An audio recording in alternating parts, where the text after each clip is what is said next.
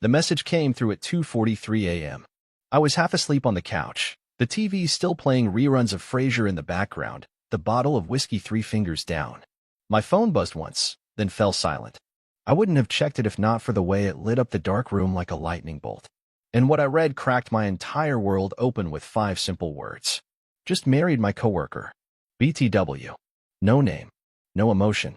Just that. And then the follow-up. You're nothing, by the way. No punctuation. No hesitation. No humanity. I stared at the screen, still fuzzy with sleep and alcohol. I thought it was a joke. A bad one. Something someone hacked her phone to say. Or maybe she was drunk in Vegas. Maybe it was a dare. A prank. A wrong number.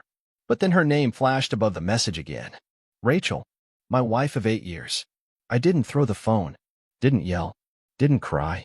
I just typed 2 words and hit send. Cool. Then. And that was it. The moment my marriage died was quieter than I ever imagined. No screaming match. No tears. Just a buzz, a lie, and a digital shrug.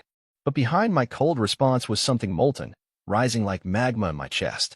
A pressure I hadn't felt before. Not when my dad died. Not when I lost my job 3 years ago. This was different. This was betrayal wrapped in smug punctuation, less cruelty. I stood up, bottle still in hand, walked into the kitchen, and set the glass down with a deliberate calm that felt alien to me. My hands weren't shaking, but something inside me was cracking. Not breaking. Cracking like ice underweight, spreading slowly. I opened the laptop.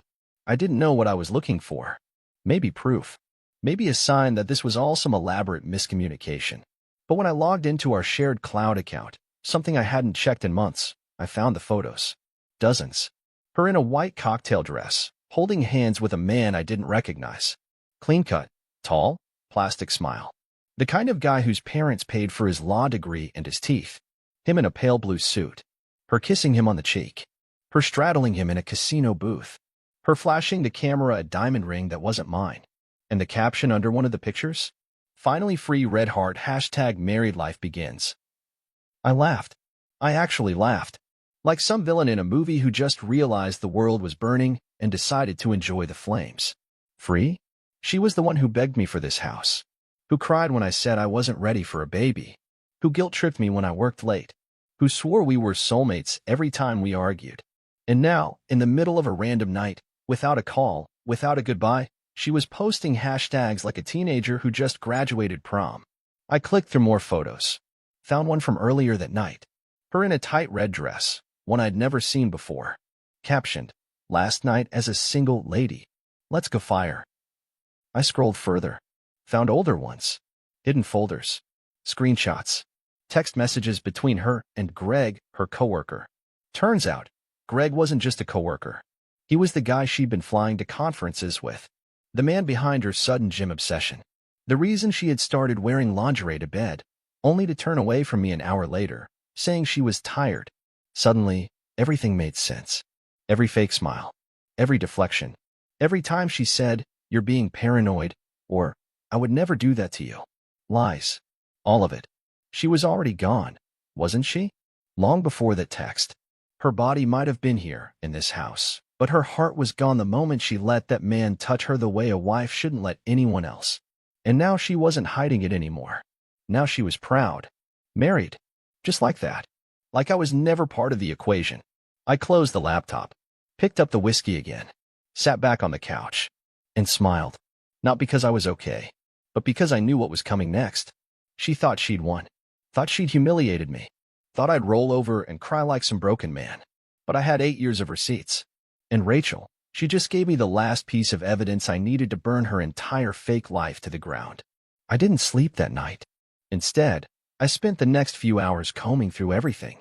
Emails, bank statements, receipts, cloud backups she clearly forgot I had access to.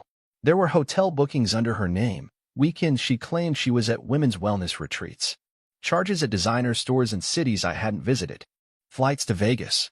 And then there was the smoking gun, a receipt for a diamond ring, paid for with our joint account, dated 2 weeks ago. She bought her own engagement ring. With my money. By 6 a.m., I had already printed everything out. 2 full binders worth of her lies, color-coded and indexed. Not because I needed them for court. Not yet. But because I wanted to look at them. I needed to see it, to face what she'd done without the denial, without the delusion that maybe she was just lost, or confused, or going through something.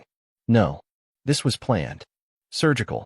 She'd been gutting me from the inside out for months while pretending to love me. I made coffee. Didn't even taste it. Just stared out the kitchen window, watching the sun rise over the backyard she insisted we remodel for future kids. Ironic. We had a swing set and a sandbox we never used.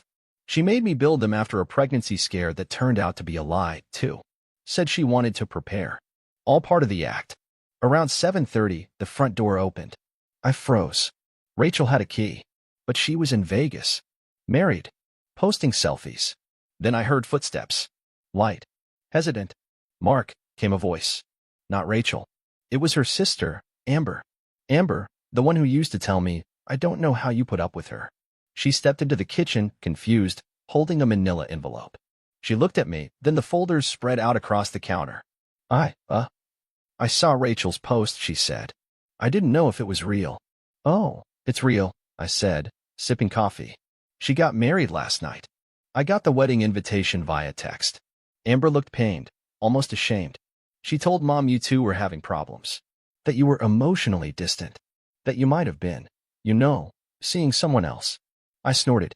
Of course she did. She slid the envelope across the table toward me. I didn't want to bring this, but she asked me to deliver these. Divorce papers. Already filed. Pre-signed. She said all you had to do was sign, and she'd make it painless.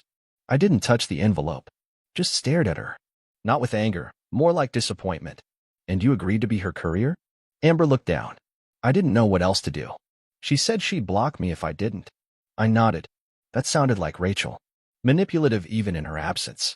I finally reached for the envelope and opened it. Inside, legal documents, notarized, typed up weeks ago. Apparently she'd been planning this wedding while still legally married to me. That was interesting. Maybe even criminal. She said she wanted a clean break, Amber whispered. Said you'd understand. I looked at Amber. I steady. Tell her I do understand. Perfectly. She left soon after. I didn't blame her. She wasn't the enemy. Not really. She was another piece on Rachel's board, just like I had been. Used when convenient, discarded when not. By noon, I had made 5 phone calls. One to my lawyer, who laughed when I read the text aloud. One to the bank, to freeze all joint accounts. One to my cousin Jason, a real estate agent. I told him the house would be going on the market immediately. One to my boss, to let him know I'd be taking a couple days off but would be back stronger than ever. And the 5th? That one was to Rachel's new husband. Well, ex-husband. Greg. He answered on the 2nd ring. Who's this? He barked. This is Mark. Rachel's husband. A beat. You mean ex-us? No, I cut him off. Husband. You just married a married woman. That's a felony in this state, Greg. Silence. Check your marriage certificate. It's invalid. Also, the ring she's flaunting? Bought with funds from our joint account. Hope you like fraud charges. He started stammering. I hung up. Sometimes silence is more effective than any threat. I leaned back in my chair, letting it all settle in. The damage was done. But the reckoning? That was just beginning. 2 days passed before she dared to call. Blocked number. Of course. I answered anyway. Her voice came through like it always did, honey-coated venom. Well, that escalated fast, she said, like we were talking about a weather report. I didn't say a word. I thought you'd be a little more. I don't know. Understanding. I finally said. Of what, exactly? The part where you stole my money to buy a ring for your side boy? Or the part where you publicly declared me nothing while still legally married to me? She sighed, like I was exhausting her. God, Mark. You always do this. You take everything so personally. I wonder why. I just needed to do something for me for once. You mean you needed someone else inside you? Got it. Silence. Then, ice. You were always weak, she spat. You don't challenge me. You don't excite me. You just exist. Like furniture. I needed a man who made me feel something again. You found him, I said. Good luck explaining to him why the marriage certificate's void and why half the cash in your new bank account is frozen. Her voice trembled for the first time. You froze my money? No. I froze our money. Your mistake was using my name to open those cards. And by the way, I hope your new husband has a good lawyer. Mine's already drafting a civil case. The mask cracked then. You're seriously going to ruin me over this? I'm not ruining you, Rachel. I'm just handing you the mirror. She screamed something before hanging up. I didn't even flinch. Later that night, I poured myself a drink. This time not out of despair, but victory. Quiet, cold victory. My lawyer called the next morning. We've got something, he said. Apparently, Rachel had transferred several high-value assets into a shell LLC the month before: furniture, jewelry, even my father's classic Mustang. She listed it under community liquidation. Unfortunately for her, I still had the original title and my dad's handwritten letter gifting it to me. She forged a bill of sale. Game over. We filed for fraud. And then I dropped the final move, something I'd been sitting on. Remember those hotel receipts? The ones with dates that overlapped with her corporate retreats? I contacted her employer, sent them a detailed email with photos, bank statements, and calendar conflicts. I didn't even have to accuse her. Just laid the facts out. 3 hours later, she was fired. HR doesn't love when you lie about travel reimbursements while sneaking off with a coworker. I never even had to step into a courtroom. She tried texting again. Messages full of desperate bargains, insults, and half-hearted threats. I made a mistake. I was confused. You'll never find someone like me again. Good, I finally replied. That's the point. And the cherry on top? Her husband, Greg, filed an annulment the following week. Apparently, fraud didn't sit well with his shiny reputation. Turns out he wasn't as in love with her as she made it seem. Rachel was now unemployed, publicly humiliated, divorced twice in 1 week, and living out of her mother's basement because the lease on her apartment? I had co-signed it when we were still together, and I pulled my name. She got 30 days to vacate. Meanwhile, I was already setting up a new chapter. Clean apartment. No shared accounts. No ghosts in the closet. Just me, my dog, and a fresh start. The silence was intoxicating. No guilt. No eggshells. No manipulation. Just peace. But I wasn't bitter. Not anymore. There's something beautiful about watching someone try to destroy you and failing, especially when they think you're already broken. Rachel tried to bury me. What she didn't realize was that I was the ground. It's funny what you remember when everything goes to hell. Like the way she used to say, "You don't appreciate me," while sitting in the house I paid for, holding a $6 latte I never drank from, wearing earrings I bought because she once said, "I just want to feel seen." Like the way she used to pick fights the night before my biggest meetings, just to talk about our relationship. That was always her code for, "I'm bored and need drama." Or the way she'd pause when I walked into a room like my presence was an inconvenience. As if the man paying the bills was interrupting the show she was putting on for someone else. But in hindsight, none of that was random. It was groundwork. Slow, calculated demolition. She didn't cheat overnight. She rehearsed it in small acts of cruelty until betrayal felt natural. The part that still made my jaw tighten wasn't the cheating. It was how easily she tossed everything aside, like our history had been some boring prelude to her real life. No apologies. No remorse. Just a text at 2:43 a.m. I hadn't told my parents yet. That was next. I knew my mom would cry. Not because she loved Rachel, but because she believed in the idea of us. We were the couple that made it through the pandemic. The ones who got matching tattoos after year 5. The ones who sent handmade holiday cards with scripted cursive and fake snowflakes. We looked perfect. Right up until she eloped in a white dress and deleted me from her Instagram bio. I remember standing in the bedroom one afternoon, staring at our wedding photo one I hadn't taken down yet. Rachel was laughing in it, eyes closed, leaning into me like she meant it. But now I knew better. That wasn't love in her eyes. That was control. Possession. I took the photo down. Not out of spite. Out of clarity. Keeping it there felt like leaving a wine glass on the edge of a table in an earthquake zone. You learn to secure the fragile things. Or you learn to throw them out. That same week, I got a call from someone unexpected. Her dad. "Mark," he said, low and tense. I heard. I'm sorry. I waited. He used to adore Rachel, always saying she was too smart for the world. "I don't know what happened to her," he said. "She hasn't called me. Not once.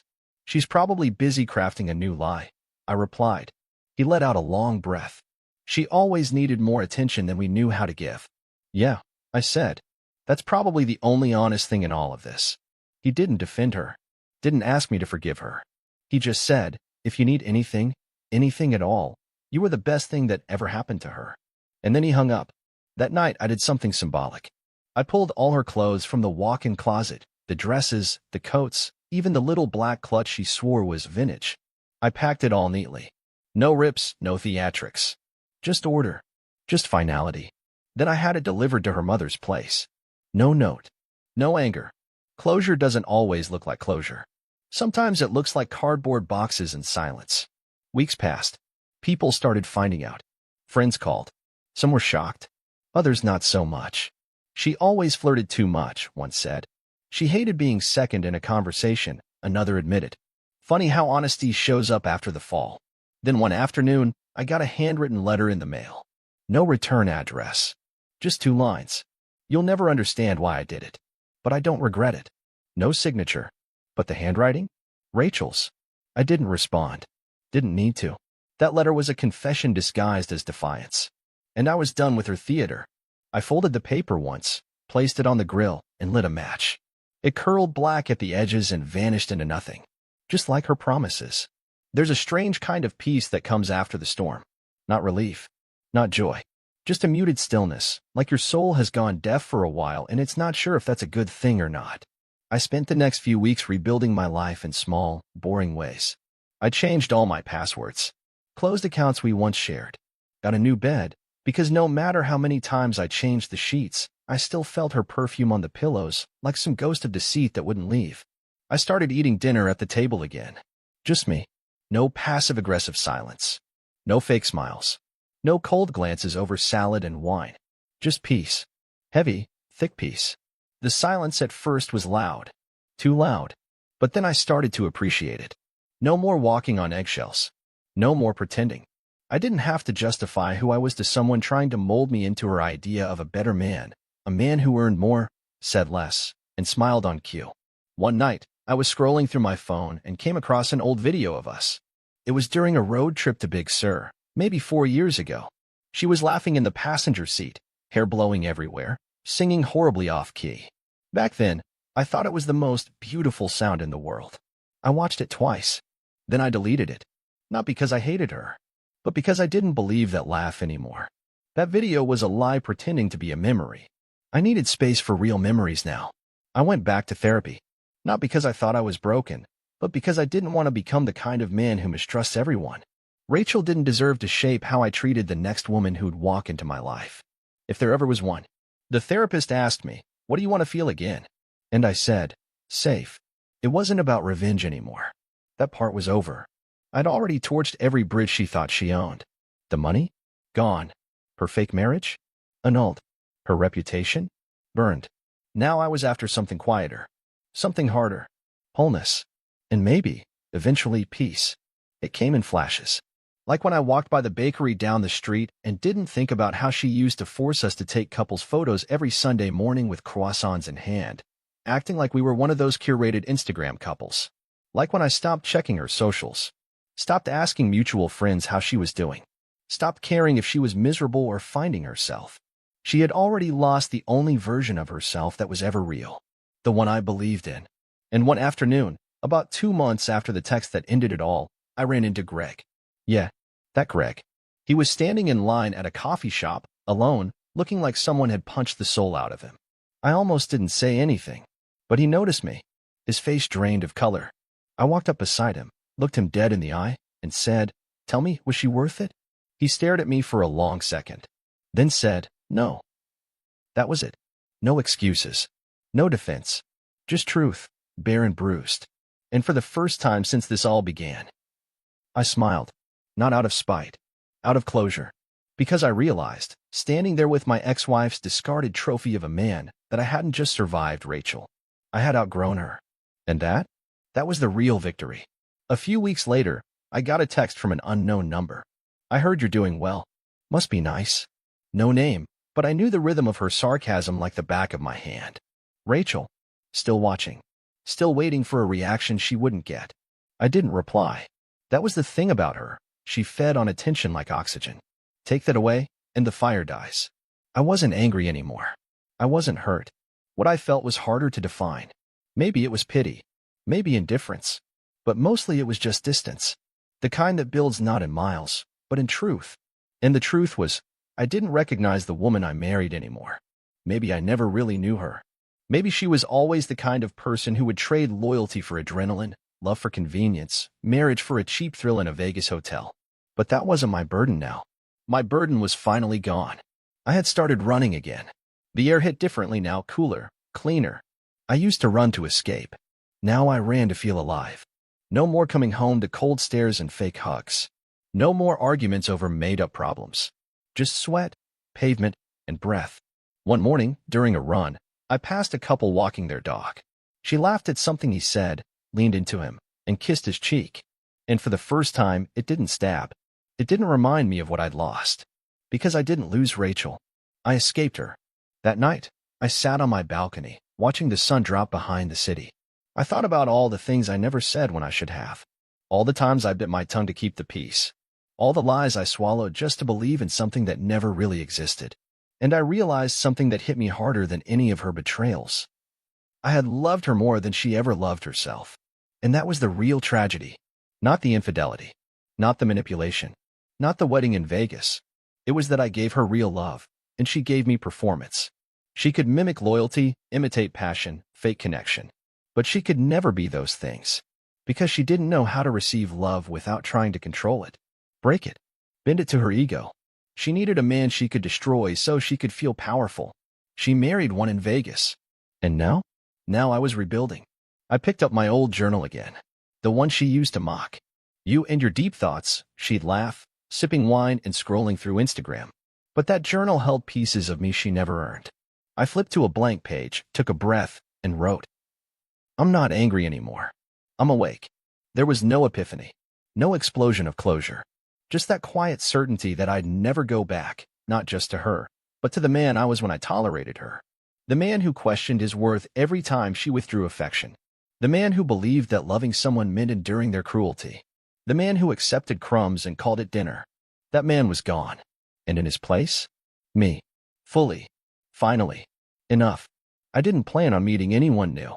That wasn't the goal. At first, it was just about surviving, breathing without her shadow in the room. But then the world started opening up again, piece by piece, like sunlight leaking through a cracked door. Her name was Claire. We met at a bookstore of all places, one of those quiet local spots with handwritten staff notes under every title and the smell of old paper stitched into the walls. I was standing in front of the psychology shelf, thumbing through a book I had no intention of buying, when she spoke. That one's overrated, she said, pointing to the hardcover in my hands. Everyone quotes it, but no one lives it. I looked up. No pretense. No performance. Just a woman with curious eyes and a disarming smile. She wasn't loud. She wasn't trying to be noticed. She just was. Present. Real. And I hadn't realized how starved I was for that until that exact moment. We talked. About books. About cities we wanted to visit. About music. She told me she played piano. I told her I used to write poetry but kept it hidden because I didn't want to be laughed at. She didn't laugh. She asked to read one. I didn't give her one that day. But I remembered which one I would if she ever asked again. I didn't tell her about Rachel. Not right away. Claire deserved my attention, not my damage. But I wasn't hiding either. When I did tell her, weeks later, she didn't flinch. She just said, it says more about her than it does about you. And just like that, I felt something loosen in my chest. She never asked to fix me. She just listened. That was new. That was rare. I didn't fall in love immediately. I didn't even want to use the word. But there was something about the way she carried herself that made me believe, for the first time in a long time, that maybe good people still exist. That maybe love isn't supposed to feel like a test. One night, we were walking home after dinner, and she reached for my hand. No fanfare. No setup. Just fingers curling into mine like it was the most natural thing in the world. And I didn't pull away. Because in that small, quiet gesture, I felt something I never once felt with Rachel. Safety. No agenda. No performance. Just connection. I still had scars. That wouldn't change overnight. There were moments I still flinched when someone raised their voice, even if it was just a joke. Times I caught myself explaining too much, apologizing too fast, second-guessing myself in situations I used to handle with ease. Rachel left her fingerprints on my mind, not just my heart. But Claire didn't rush me. She made room. And with every day that passed, I gave her more of me, not the shattered pieces, but the gold I'd forgotten I had buried underneath. And the more I gave, the more I saw myself coming back. Not the man who was betrayed, Not the man who was broken, but the man who survived it all and still had something left to offer. And that's the most powerful thing I've ever become. It happened on a quiet morning, months after the fire had gone out and the smoke had cleared. I was sitting on the edge of a cliff trail just outside the city, drinking coffee from a thermos, legs dangling over the rocks. The sun was crawling up from the horizon like it had nowhere to be. No rush, just rising, as it always does. And I realized something. I wasn't thinking about Rachel, not her voice, not her betrayal, not the wedding in Vegas or the text message that ripped my world open. Nothing. It wasn't even that I'd forgiven her. I hadn't. It just didn't matter anymore. She was a lesson, a scar, not a wound. Something that once hurt like hell but had long stopped bleeding. I'd made it through the storm and found myself standing on solid ground, not because I was stronger than her lies, but because I finally learned that survival doesn't mean staying. It means leaving when your soul is being slowly erased. And it means rebuilding, piece by careful piece, without waiting for an apology that will never come. Some days still catch me off guard. A song, a smell, a memory I didn't choose to remember. But I let them pass now, like distant cars on a road I'm no longer traveling. I have new photos on the wall. Ones where the smiles are real. Ones not curated for approval or designed for others to envy. Just moments. Honest ones. Claire's there sometimes. But not always. Because this isn't her story. This is mine. The story of how I was betrayed and didn't break. How I was discarded and didn't disappear. How I was called nothing and proved that nothing is where every masterpiece begins. So if you're reading this, whoever you are may be in the middle of your own mess, wondering if it ever gets better. It does. Not all at once. Not with fireworks. But with quiet, stubborn hope. With getting up. With choosing yourself. With knowing that the end of their story is the beginning of yours. And sometimes the most powerful thing you'll ever say to someone who tried to erase you is exactly what I said that night. Cool. Then. And then you walk away. And never look back.